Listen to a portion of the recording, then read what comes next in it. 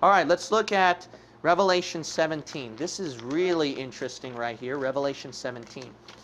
So, what we believe about the 10 kings and kingdoms, in my last Bible study that you watched, which I recommend to watch, the 7-headed dragon and the 10-horned Antichrist.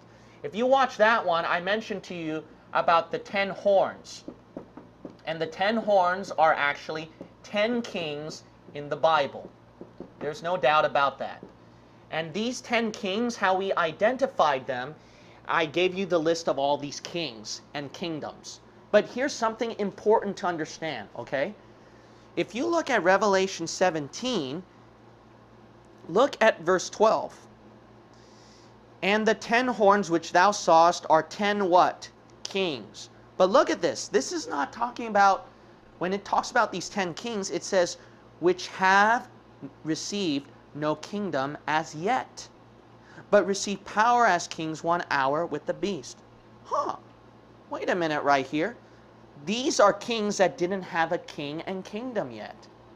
So, Pastor, wouldn't this kind of contradict with your previous video teaching when you listed out these 10 kings and kingdoms? Here's the answer to this. This is why this is very interesting. These 10 king and kingdoms turned into something else, you got to realize, in the future. In the future, these 10 king and kingdoms transform into something else. And that is the Roman Empire, the Roman Catholic Empire. That's what these things turned into. You might say, Pastor, how do you know that it's the Roman Catholic Empire, these 10 kings? The reason why is because, look at the verse right here, what the Bible says. In verse 3, so he carried me away in the spirit into the wilderness, and I saw a woman sit upon a scarlet-colored beast, full of names of blasphemy, having 7 heads and 10 horns.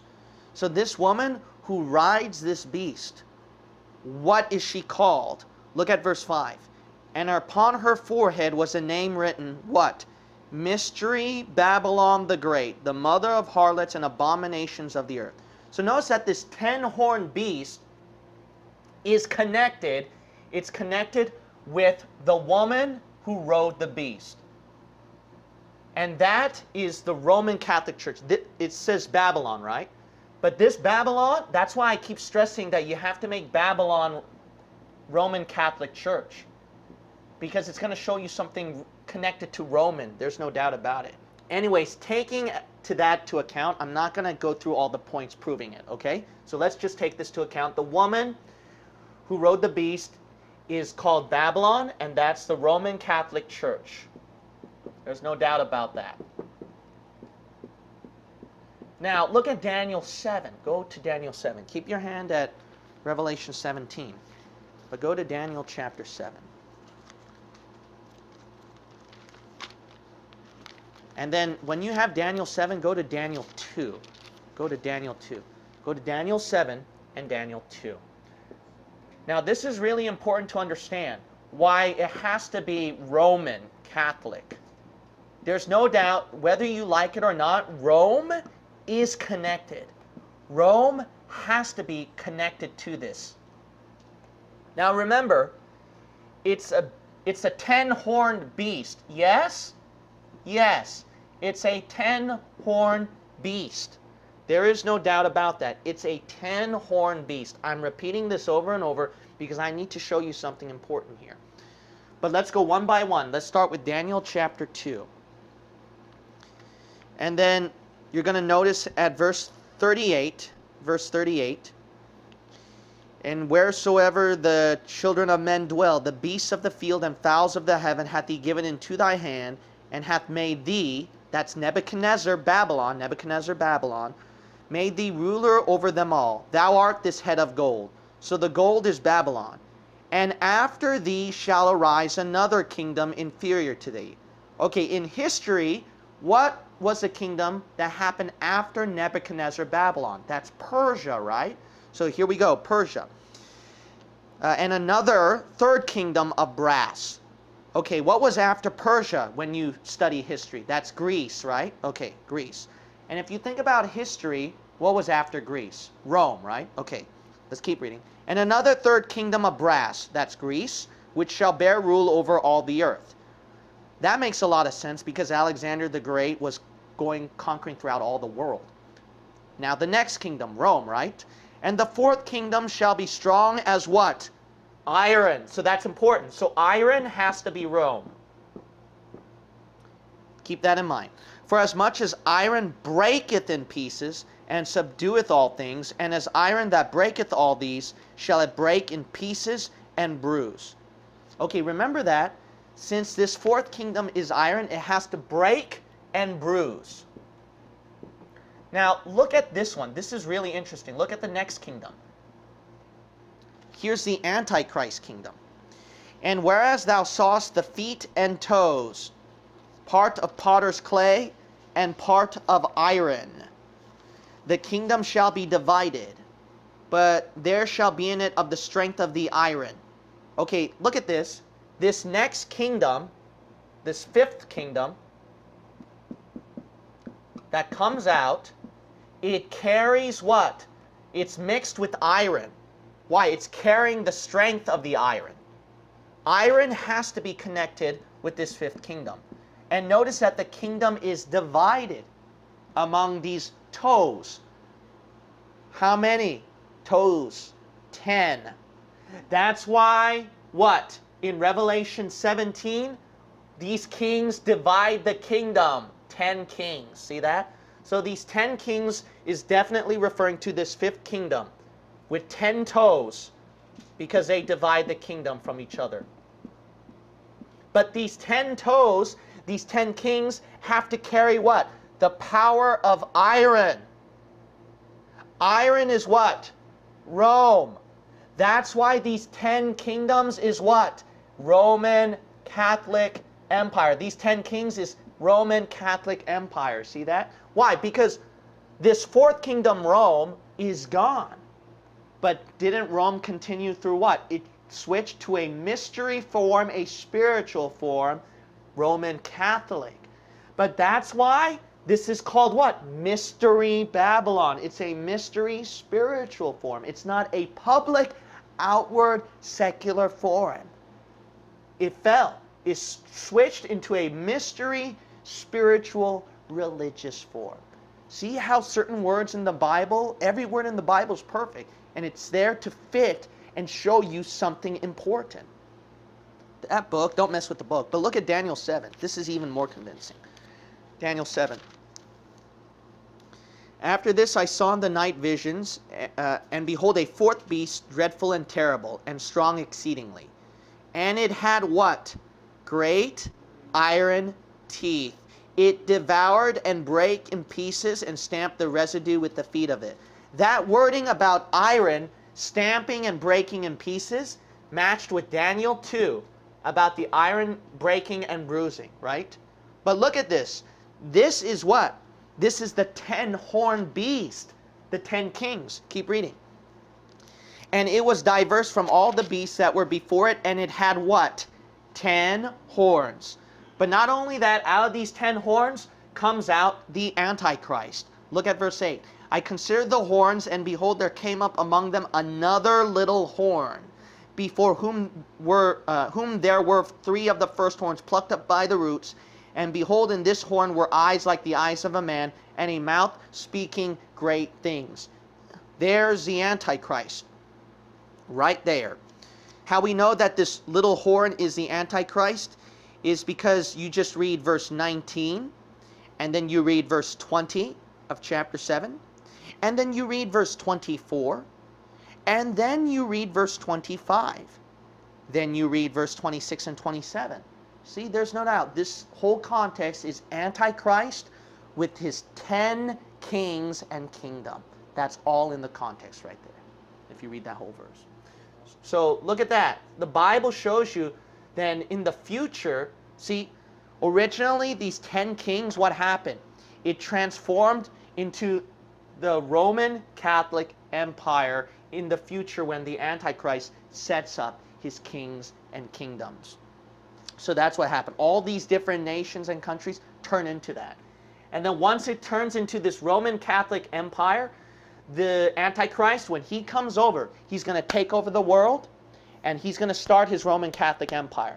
And through this Roman Catholic Empire, then he starts to divide out the 10 kings after that. But they're all connected to Roman Catholic Empire. Because look at this. If you don't believe me, look at Revelation 17 verse 16. Revelation 17 verse 16. There is no doubt these 10 kings are connected from the Roman Catholic Empire. They come from the Roman Catholic Empire. Why? Because they have to betray her so that they can grow more in power.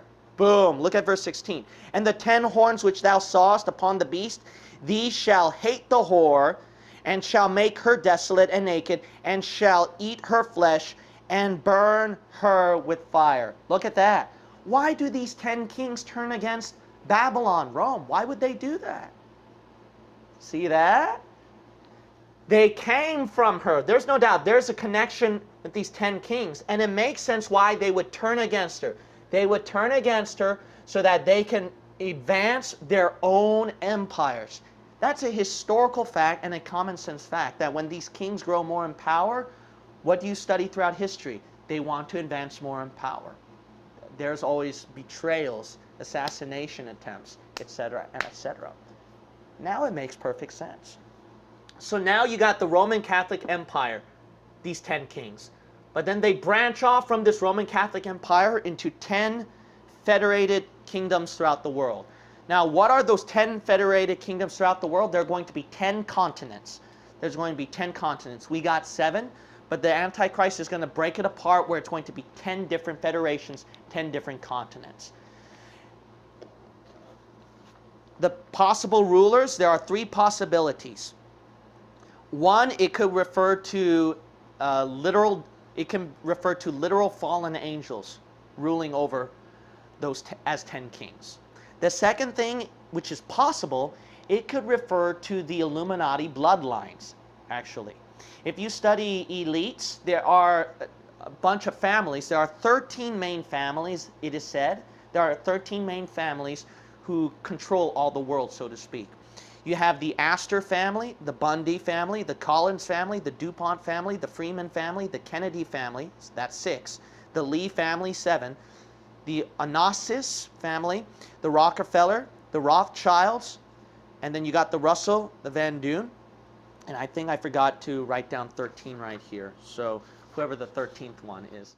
But there are 12 or 13 bloodlines in the Illuminati, they say. But the Bible says there's 10, so you're going to probably have to knock out 3 somehow. But if you knock out these 3, you're going to notice right here that it could be these 10 Illuminati elites. But you can't say they're normal humans, though. You have to say they're reptilian. Why? Because look at Daniel 2. Look at Daniel 2. Who are these 10 kings? That's why fallen angels make sense. See that? That's why it has to be demoniacs as one possibility. If you want to go to the second possibility of Illuminati bloodlines, then you have to argue them as being connected to demoniac. The reason why is this. Look at Daniel chapter 2 and verse 41. And whereas thou sawest the feet and toes, part of potter's clay and part of iron, the kingdom shall be divided, but there shall be in it of the strength. Now look at this. The strength of the iron, for as much as thou sawest the iron mixed with clay. Okay, so this is iron mixing with clay. Who is this iron part and the clay part in verse 42 now? And as the toes of the feet were part of iron and part of clay. So what is this referring to, this mingling of iron and clay? So the kingdom shall be partly strong and partly broken. And whereas thou sawest iron mixed with miry clay, what's the meaning for that, Pastor? Iron mixed with clay. We saw how iron was connected with Rome, there's no doubt about that, and 10 kings. We see that. Iron is connected with 10 kings and with Rome. But look at this. It's more specific about this iron. Whereas thou sawest iron mixed with miry clay, they, whoever they are, shall mingle themselves with the seed of men. Remember, iron mixed with clay, they mix with men. Boom, seed of men. That's humans. So whoever they are, they're not humans then.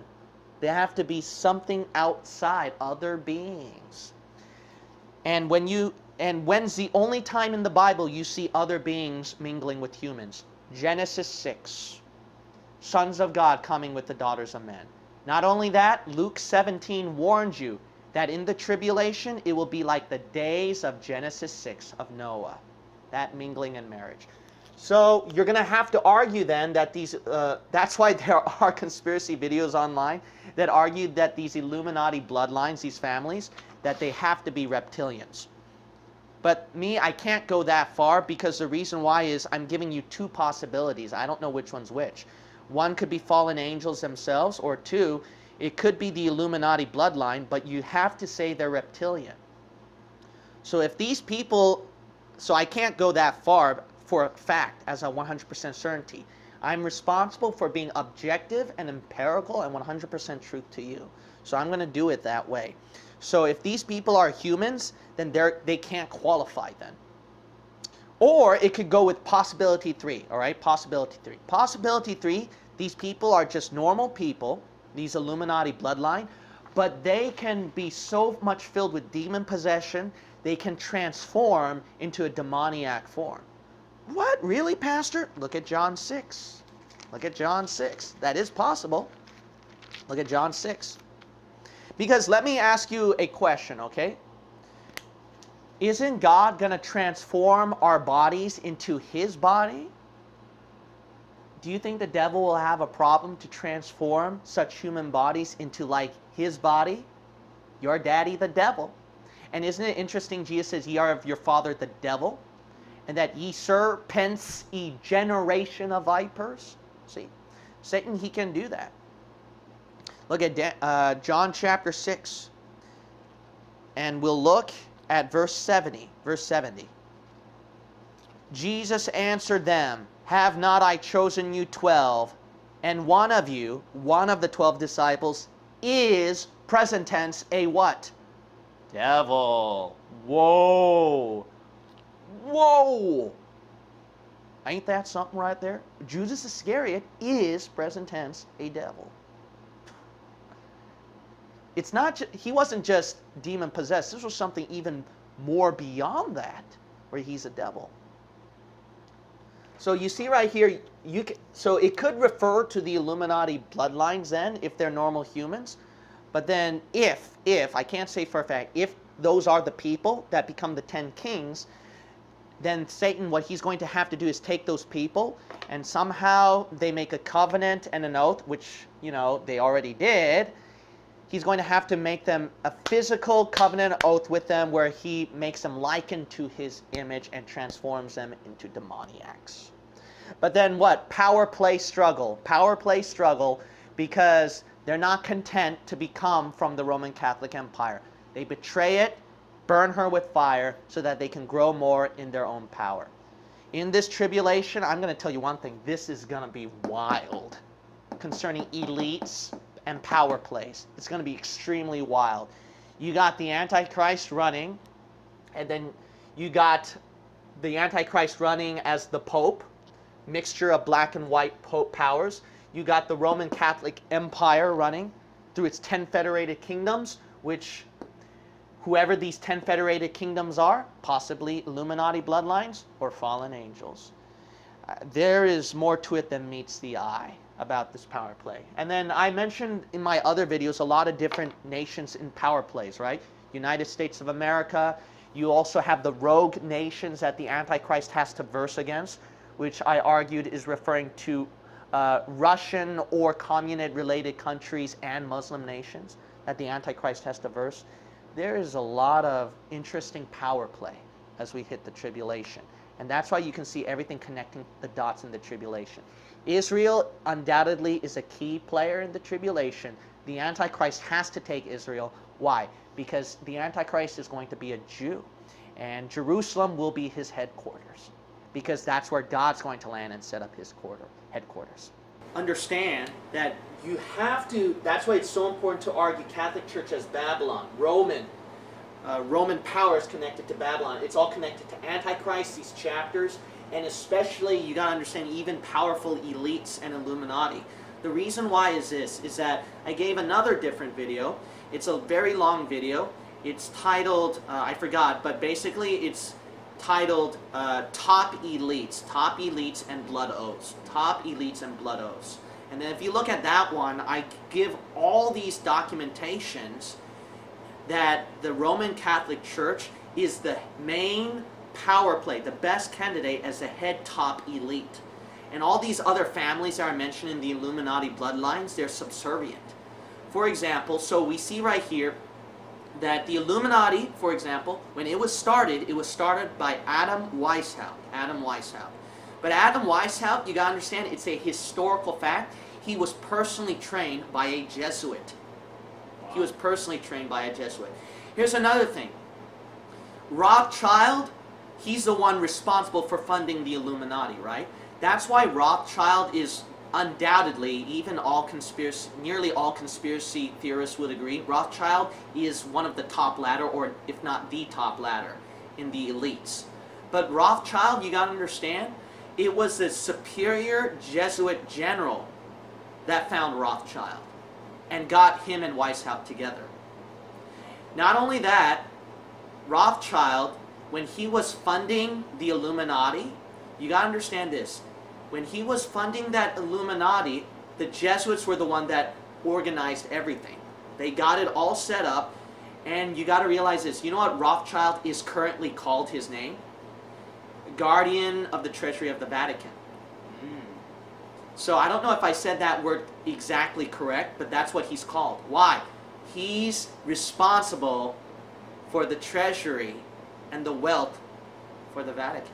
Their guardian. See that? There's no doubt Rome is connected with top elites. Not only that, there are documentations.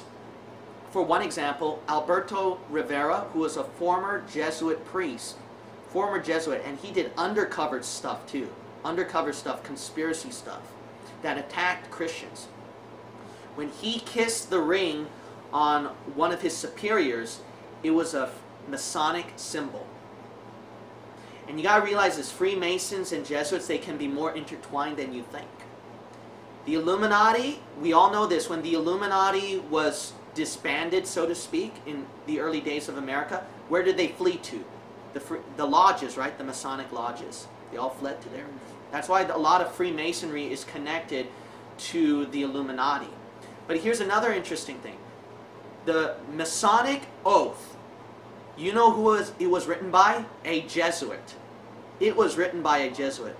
The Scottish Rite of Freemasonry. And that is the Masonic oath, Scottish Rite Freemasonry, where Albert Pike, who was the head of it, actually said Lucifer is the god of Masonry. But that's why the Jesuit oath and Masonic oath, why do they both have blood oaths then? Unless there's a connection. Isn't that interesting? Another thing is this, is that, you know when the Illuminati was founded? When Adam Weishaupt officially founded the Illuminati with Rothschild funding it, it was at a Jesuit university. Of course. There's no doubt. See, you have to connect Rome to this. It ignores all the facts of history, especially conspiracy stuff. That the Jesuits and Rome, they have a big power play going on right here. Big power play going on right here. So there's no doubt Roman Catholic Empire is connected to top elites right here. That's why when people argue about certain Masons or Catholic or Jews, which are connected with Rothschild as being the top, you got to realize this. The Jesuits were the ones who... That's why it's so perfect that the Roman Catholic Empire is one that gives birth to these kings. You see that? So this is how it works. The Roman Catholic Empire, if you picture it like the octopus, it's the head. It's the head. But out of this head comes out many tentacles where they fight and resist each other. That's why if you look at all these elites, you see contradictions as well. These people having power play struggles, fighting against each other, turning against each other. And that's why conspiracy theories can be such a maze that you don't know who's really in charge or what's going on or which one's which.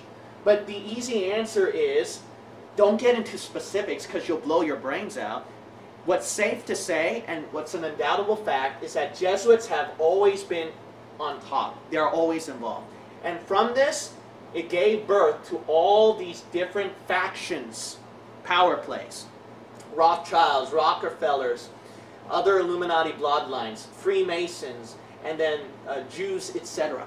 It gave birth to all this kind of stuff. The Round Table, CFR, etc.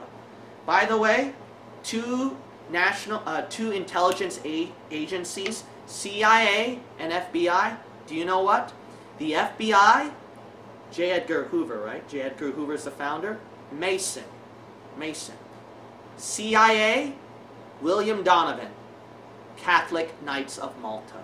Wow. There's a lot of connections. A lot of strange, weird connections. So there's no doubt. You have to argue this. But that's why it makes sense. Doesn't it make sense that these 10 kings will betray the Roman Catholic Empire at the end times? Their mama. No wonder it's called mother of harlots and abominations. Mother. No wonder it's the mother. Why? It's the mother that gave birth to all these things. See, Scripture was Scripture and makes all these conspiracy facts and historical facts come even more into light. You got to be convinced Babylon is Rome then.